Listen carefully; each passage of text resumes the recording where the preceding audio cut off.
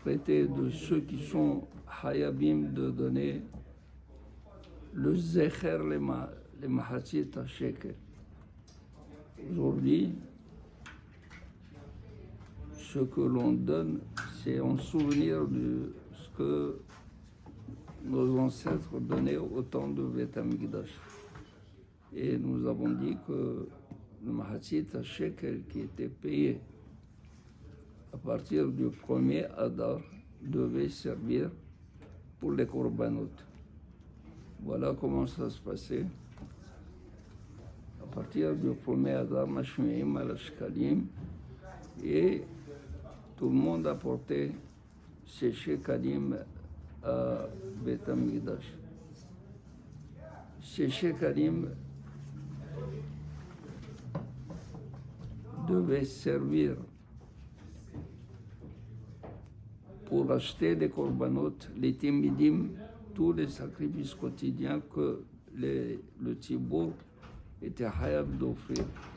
Par exemple, la Ola, l'holocauste du matin, l'holocauste de l'après-midi, quand c'est Shabbat, les Moussafim de Shabbat par les Olot, quand c'est Rosh Chodesh, maintenant, s'il restait de ce qui a été ramassé l'année dernière, ça s'appelle une caisse Yeshana, ou pas Yeshana. Ça, on le laisse dans le cas où il y aurait besoin de, quand le misbeh est désactivé, on ajoute des holot, on fait des holot.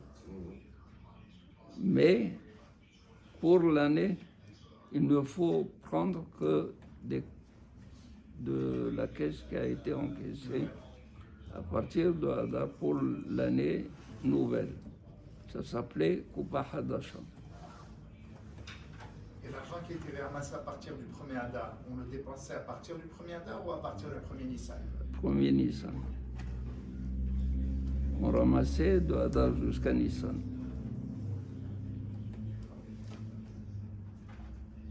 Maintenant, mais qui est hayab aujourd'hui de donner zecher et mahatzit à shekel?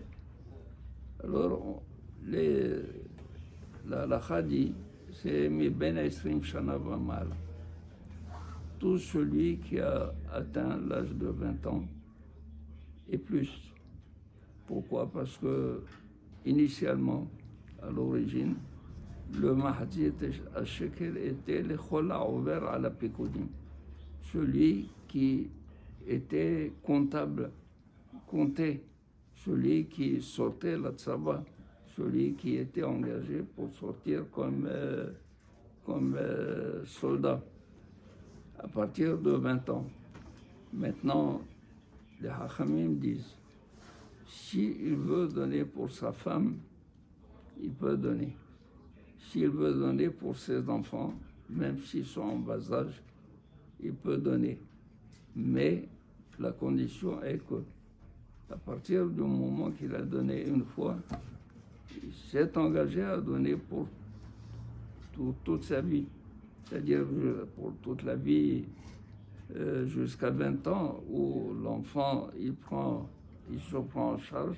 En ce moment, il devient lui-même responsable de payer. Mais c'est une manière de s'assurer les chaper al nafshotechem, comme dit la Torah. C'est une possibilité d'avoir le bénéfice d'être expié en payant cette tzedaka. C'est comme une assurance vie, mais une assurance vie différente de celle que nous entendons.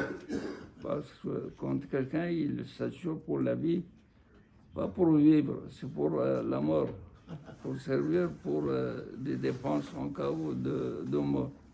Mais là, ce qu'il donne comme tzedaka, il s'assure qu'il va vivre pour vivre. Alors il raisonne que nous puissions vers Hashem. Et comme a dit le Midrash,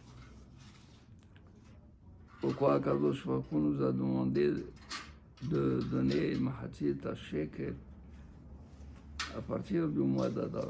c'est parce que dans le mois d'Adar, il va y avoir un événement. Il voit l'avenir, il voit l'histoire devant lui dérouler, alors il sait ce qu'il faut faire avant que l'événement n'arrive.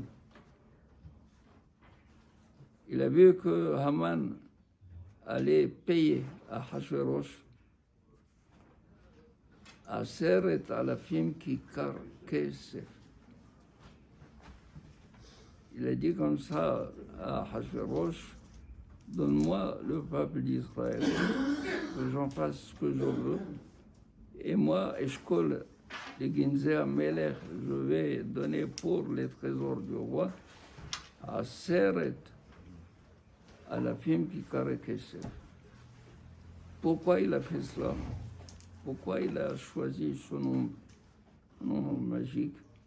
Parce qu'on a vu que les Aseret, que les Mahzit Shekel qui a été ramassé au temps de Moshe pour servir de Adanim pour expier la faute de Vodor était Mea Kikar Kesef et Elef Shvameot Vahamishim Mahzit Shekel. Me'at HaKikar sont rentrés pour Me'at Adanim. Lui, il a dit, si Israël a donné Me'at Kikar, je vais donner Me'at fois plus. Alors, 100 multiplié par 100, ça fait 10 000. Voilà, Kadosh Baruch Hu lui a dit, regarde, toi, tu as acheté le peuple d'Israël pour l'exterminer, mais le peuple d'Israël doit vivre. Avec Mahzit Shekel à moi, suffit pour contrebalancer ce que tu vas donner à Hachverosh. C'est pour cela que le Midrash dit que Haman, il était inquiet de savoir comment Mordechai réagit par rapport à ces décrets. Alors on lui a dit, Mordechai se trouve dans le quartier juif. Il a trouvé en train d'enseigner aux enfants Halachot Kmitza, les halachot, comment le Kohen Gadol, il faisait la Kmitza de la minha, c'est-à-dire il prenait la poignée de solette de la fleur de farine pour Kmitza. Il lui a dit, Mordechai, écoute, ta Kmitza à toi, cette Kmitza a dépassé mes 10 000 kikar kesef que j'ai donné à Hachverosh. C'est-à-dire quoi? C'est-à-dire que si quelqu'un qui est menacé d'extermination, il n'a plus d'espoir de vivre, mais il va étudier des halachot qui concernent l'avenir qu'il n'a pas devant lui. C'est-à-dire l'avenir de quoi? L'avenir de construire le Beth Amikdash et de donner au Kohen la possibilité de faire la Kmitza, de lui apprendre comment faire la Kmitza. Ça veut dire qu'il est sûr, il a l'espoir, non seulement d'être délivré, mais même de construire le Beth Amikdash et de se remettre. Il a dit, un peuple comme ça était inattaquable. Ken yeh ratzon. C'est pour ça que dans les téphilines d'Akadosh